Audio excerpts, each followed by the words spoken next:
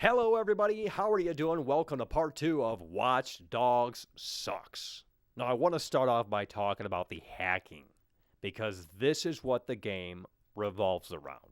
In fact, the tagline for this game is, "Everything is connected." Well, I'm going to show you what the hacking entails in Watch Dogs. It consists of a single button press. You press a button, hold it down for a split second, and that's it. How interesting, right? Now, when you're in a mission, they made the hacking a little bit more complex, and they added this little mini game in that you've played many, many times before in other games. So, I mean, really, that's all that the hacking is in this game? I wanted to do a little bit more than this. I wanted to make it a little bit more interesting, as opposed to just being this almighty, all-powerful hacker. A single button press. Come on, Ubisoft. Please give me something more than this. Anyway, let's move on, because we've got a lot more to talk about. The campaign in Watch Dogs is very short, but it's also not that interesting. So I'm kind of glad that it's very short. Now, the missions are really, really repetitive. You go to this location. It's in a red danger zone, which means there's enemies that inhabit this danger zone, and you're supposed to take them out and then do some hacking, and then that's the end of the mission. Trigger a cutscene, continue on.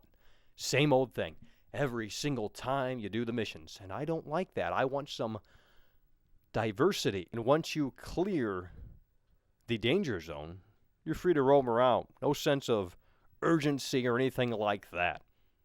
Really? Now let's talk about the LTrain, shall we? It's in Watch Dogs.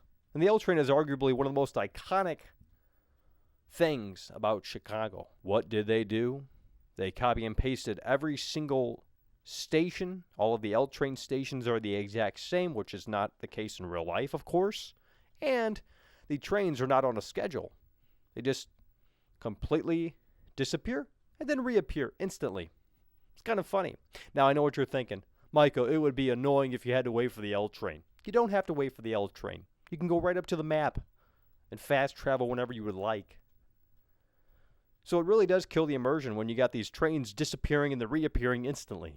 Now, Watch Dogs takes place in a fictionalized, futuristic version of Chicago, and it has really nothing to do with Chicago whatsoever. Now, they do have the Sears Tower, and that's the only thing that they really kind of got right, but you can't enter it, so it's essentially pointless.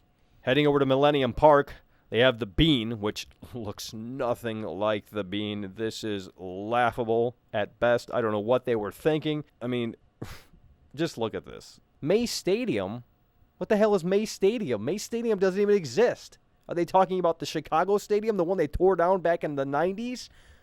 This looks like a hybrid between Soldier Field, Wrigley Field, and U.S. Cellular Field. What the hell is this? Oh, guess what? Doesn't matter what it is because you can't enter it anyway. You go through it in the first mission, but after that, they lock you out. You can't go into May Stadium. But if we head out towards the outskirts of the map here in Watch Dogs, you'll notice that there's a lot of mountains and pine trees. I mean, just take a look at this. This doesn't exist in Chicago. What the hell were they even thinking?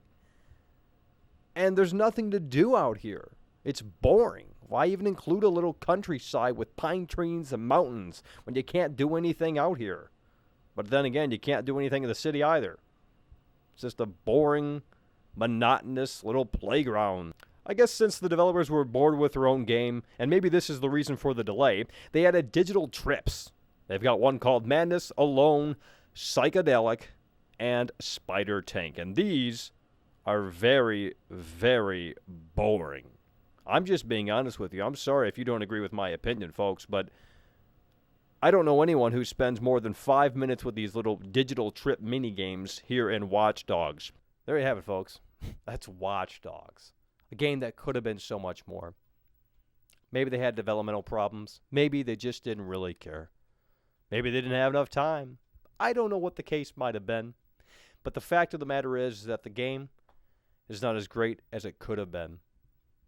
And that's a shame. If you enjoyed this video, feel free to hit the like button. And also, if you would like to see more content like this, feel free to subscribe. Thank you so much for watching, and I'll see you guys very soon.